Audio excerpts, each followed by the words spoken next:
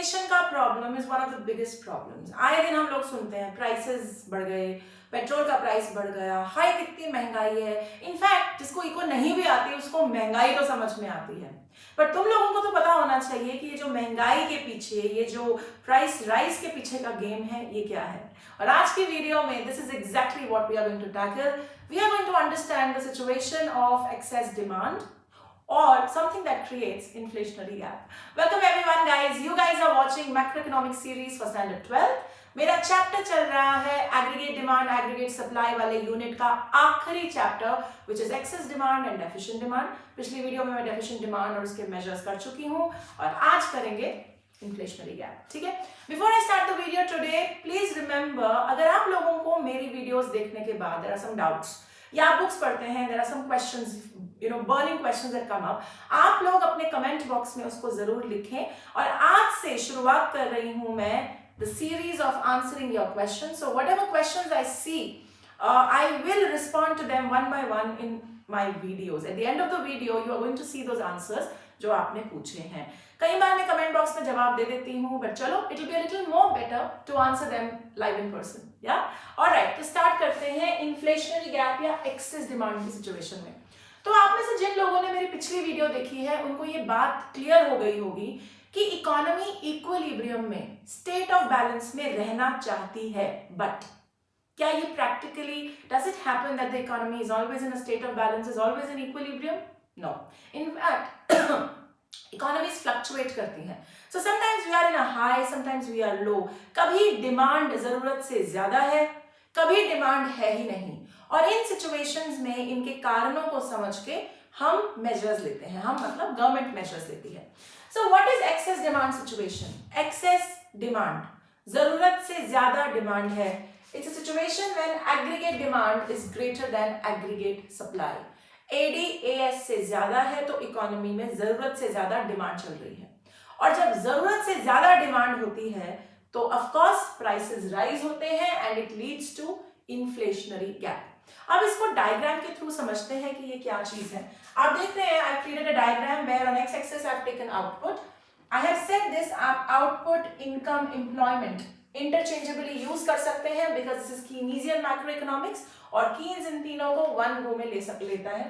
ADS का ये तुम्हारा एक्सिस है। सबसे पहले मैंने AS लिया जिसको हम Y भी डिनोट कर सकते हैं। एक AD, this is AD1 which is planned AD। तो इकोनॉमी को लग रहा था कि एग्रीगेट डिमांड ये चलेगी, इस लेवल पे चलेगी, AD1 पे, ये प्लान थी या जिसे हम एक्स एंटे कहते हैं। And therefore the economy thought that we will be in equilibrium at point E, क्योंकि E पर AD और AS मिल रहे हैं और ये होता फुल एम्प्लॉयमेंट इक्विलिब्रियम।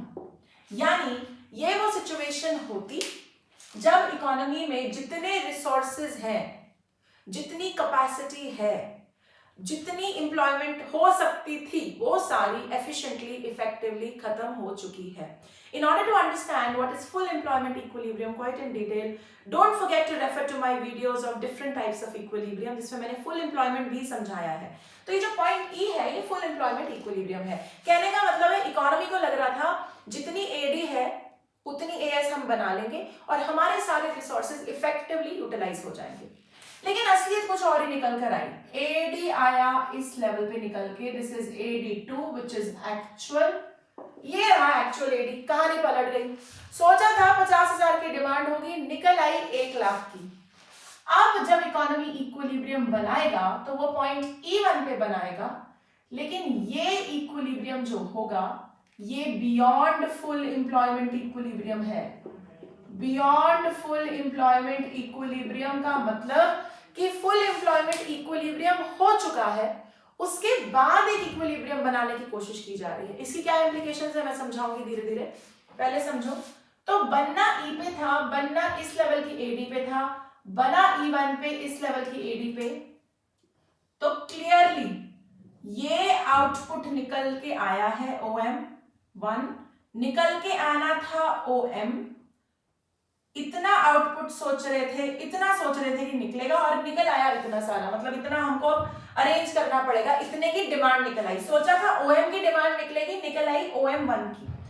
अब ये जो इन दोनों एग्रीगेट डिमांड्स के बीच का डिफरेंस है, एग्रीगेट डिमांड 1 सोची थी कि होगी, OM लेवल का आउटपुट सोचा था कि होगा। हम बड़े खुश थे कि OM लेवल का आउटपुट तो हम प्रोड्यूस कर सकते हैं क्योंकि OM हमारी एंटायर कैपेसिटी है। मतलब 50,000 की डिमांड सोची थी निकलेगी, 50,000 तो हम आसानी से प्रोड्यूस कर सकते हैं क्योंकि 50,000 ही मेरी फैक्ट्री बना सकती है। तो 50,000 से इक्वल होगा, पॉइंट E पे फुल एम्प्लॉयमेंट इक्विलिब्रियम हो जाएगा। लेकिन हुआ क्या, जो डिमांड निकल कर आई वो निकल कर आई 1 लाख की AD2। The actual demand is much more than the planned demand. Now guys understand this very well. Problem पता क्या है, प्रॉब्लम ये है कि एग्रीगेट डिमांड को aggregate supply full employment equilibrium पे मैच कर चुका है। मतलब इसको ऐसे समझो, 50,000 की डिमांड थी, मान लो मेरे देश की प्रोड्यूस करने की क्षमता, प्रोड्यूस करने की कैपेसिटी भी 50,000 ही थी, तो मैं खुश थी पॉइंट E के इक्विलिब्रियम से। क्यों? क्योंकि 50,000 की एग्रीगेट डिमांड होगी, 50,000 ही मैं बना सकती हूं, तो 50,000 मैच करेंगे इकोनॉमिक इक्विलिब्रियम में। लेकिन असली पिक्चर ये निकल कर आई कि 1 लाख की डिमांड आ गई। अब प्रॉब्लम पता क्या है, मेरे पास रिसोर्सेज नहीं है, मेरी जो क्षमता थी प्रोड्यूस करने की वो थी ही 50,000। Now I don't have any access capacity. अब मैं क्या करूं, 50,000 तुम डिमांड कर रहे थे, 50,000 में मैच कर जाती। अब अगर 1 लाख की डिमांड को मुझे मैच करवाना है तो मुझे तिगड़म लगाने पड़ेंगे, या तो अपने एग्जिस्टिंग रिसोर्सेज को ज्यादा काम करवाना पड़ेगा, ओवर यूटिलाइजेशन, या फिर मुझे हो सकता है इंपोर्ट करके उस एग्रीगेट डिमांड को मैच करवाना पड़ेगा, क्योंकि मेरे देश की कैपेसिटी तो खत्म हो गई। फुल एम्प्लॉयमेंट इक्विलिब्रियम का मतलब यही है कि जो देश में रिसोर्सेज थे वो यूटिलाइज हो गए, जो कैपेसिटी थी वो यूटिलाइज हो गई। अब जब उसके बाद एग्रीगेट डिमांड बढ़ रही है तो कहां से भरूं, मैं और प्रोड्यूस नहीं कर सकती, मेरी 50,000 प्रोड्यूस करने की क्षमता थी वो खत्म हो गई, now I can produce more, तो अब कहां से एग्रीगेट सप्लाई लेकर आऊं। इसीलिए अब व्हाट इज इन्फ्लेशनरी गैप, क्योंकि inflationary gap is a situation और excess demand is a situation where equilibrium is established beyond the full employment equilibrium. Full employment equilibrium हो गया, उसके बाद भी एग्रीगेट डिमांड बढ़ रही है और एग्रीगेट सप्लाई बढ़ नहीं सकती, तो प्राइसेस पे क्या असर आएगा, एग्रीगेट डिमांड बढ़ती जा रही है, फुल एम्प्लॉयमेंट इक्विलिब्रियम हो चुका है, एग्रीगेट सप्लाई इसको मैच नहीं कर पाएगी, तो भाई प्राइसेस पे क्या असर आएगा, what will happen to prices, of course बढ़ेंगी, और यही बढ़ती हुई price creates inflationary gap. Exactly यही चीज होती है जब इन्फ्लेशनरी गैप बढ़ती है, और इन दोनों एग्रीगेट डिमांड के डिफरेंस की वजह से इन्फ्लेशनरी गैप सिचुएशन क्रिएट होती है। समझ में आया? तो हमने बेसिकली कहा क्योंकि इकोनॉमी में एक्सेस डिमांड है उसकी वजह से इन्फ्लेशनरी गैप होती है। होती भी क्यों है, क्योंकि अगर फुल एम्प्लॉयमेंट इक्विलिब्रियम तक एडी बढ़ रहा है, यानी जब तक अपने देश में रिसोर्सेज हैं तब तक एडी बढ़ रहा है, कोई दिक्कत नहीं है, हम और प्रोड्यूस करके उस एग्रीगेट डिमांड को मैच कर लेंगे, प्राइसेस पे कोई असर नहीं आएगा। लेकिन जब हो ही गया फुल एम्प्लॉयमेंट इक्विलिब्रियम, जब कैपेसिटी ही नहीं है, उसके बावजूद एडी बढ़ता जा रहा है, तो एग्रीगेट सप्लाई कहां से लाएंगे, इक्विलिब्रियम कैसे बनेगा, and as a result of that what will happen is there is going to be an increase in prices and that is what will create inflationary gap। समझ में आया? अब इसी चीज को अगर मैं एक बहुत बढ़िया एग्जांपल से समझाऊं तो take example of crude oil prices in our country, take example of petrol and diesel prices in the country. हर आम हिंदुस्तानी ये बात रोता रहता है कि पेट्रोल के प्राइस बढ़ गए, डीजल के प्राइस बढ़ गए। सोचो, अब दिमाग लगाओ इसी एग्जांपल के साथ। एग्रीगेट डिमांड बहुत हाई है पेट्रोल डीजल की, ऑब्वियसली, क्योंकि लोग भी बहुत डिमांड करते हैं, फैक्ट्रियां भी बहुत डिमांड करती हैं, एरोप्लेन्स, लोकोमोटिव्स, हर कहीं पे तेल चाहिए, ठीक है ना।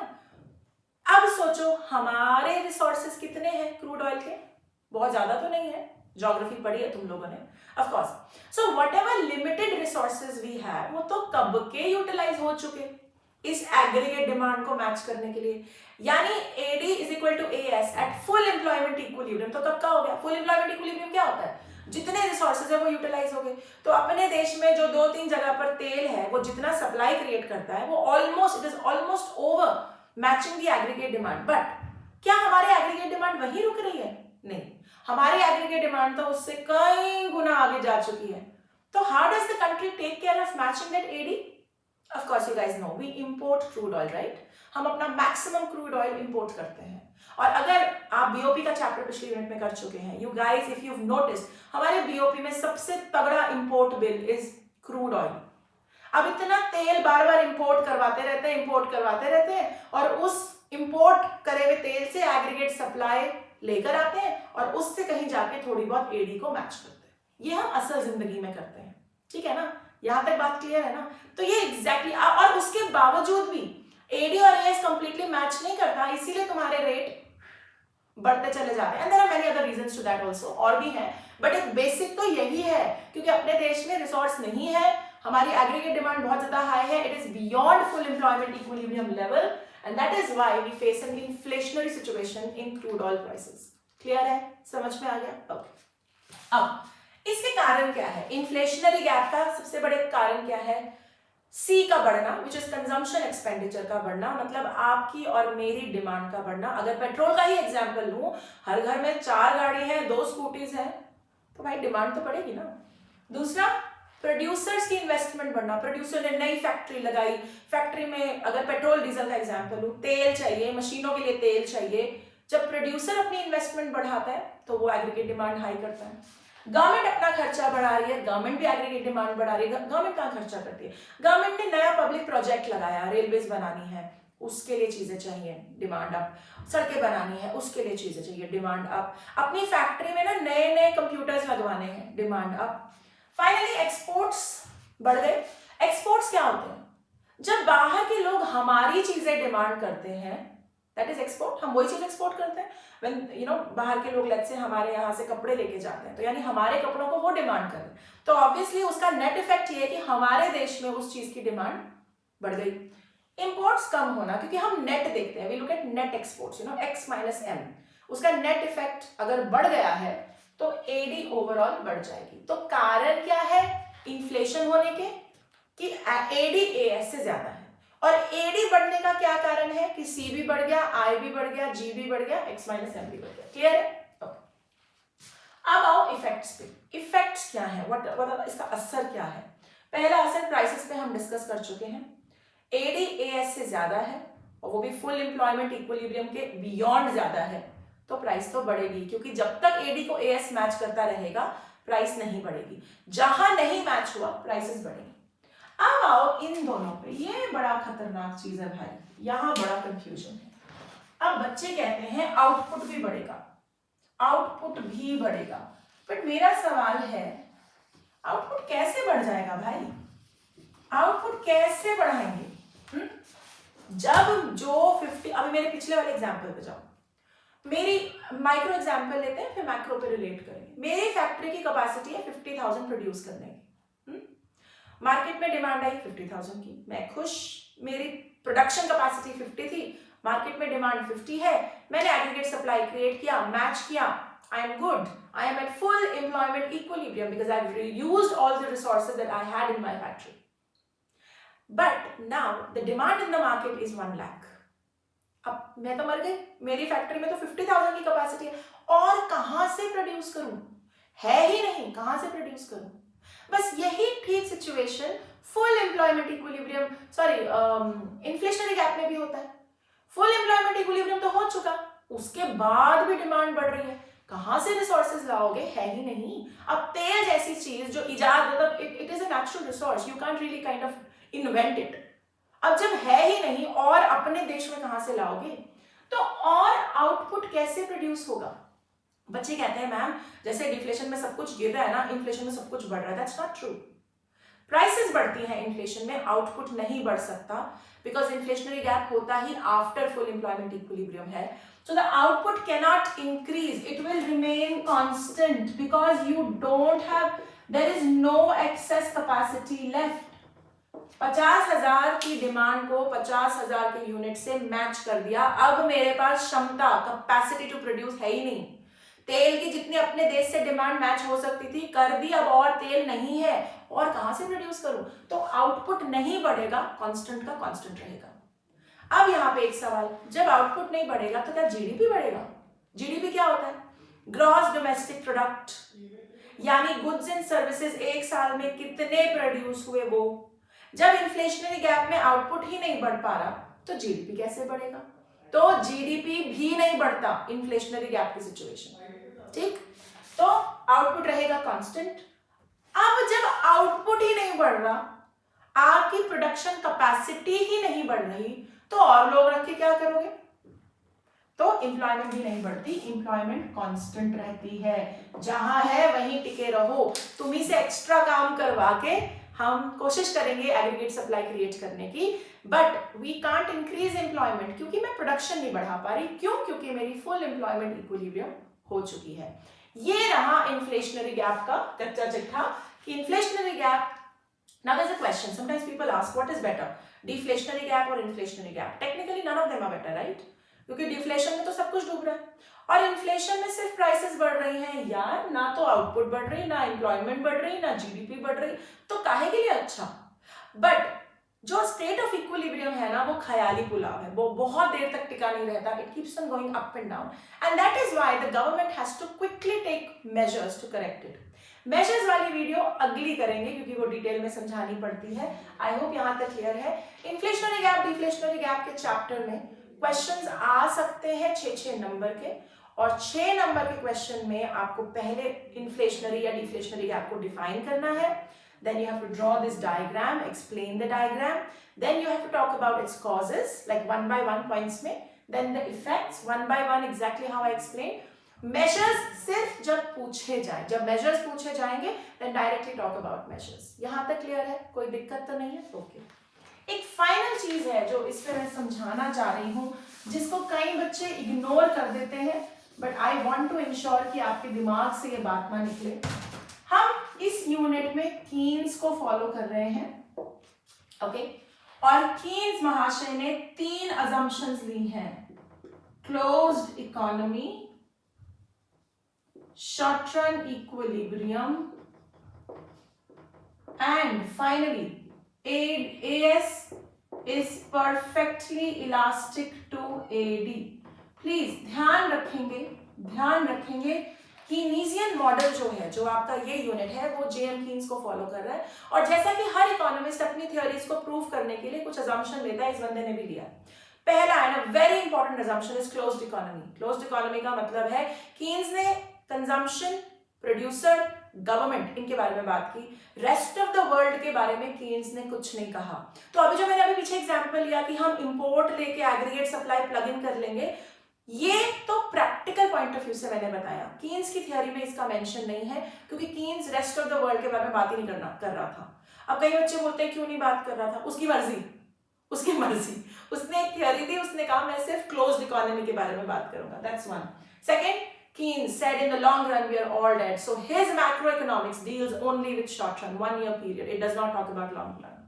Third, AS is perfectly elastic to AD till full employment equilibrium. यानी AD की दुम AS है, AD जहां जहां जाएगा एग्रीगेट सप्लाई वहां जाएगा, लेकिन सिर्फ तब तक जब तक फुल एम्प्लॉयमेंट इक्विलिब्रियम नहीं होता, यानी जब तक इकोनॉमी के जितने रिसोर्सेज हैं वो कंप्लीटली यूटिलाइज नहीं हो जाते, तब तक एडी को एएस फॉलो करेगा।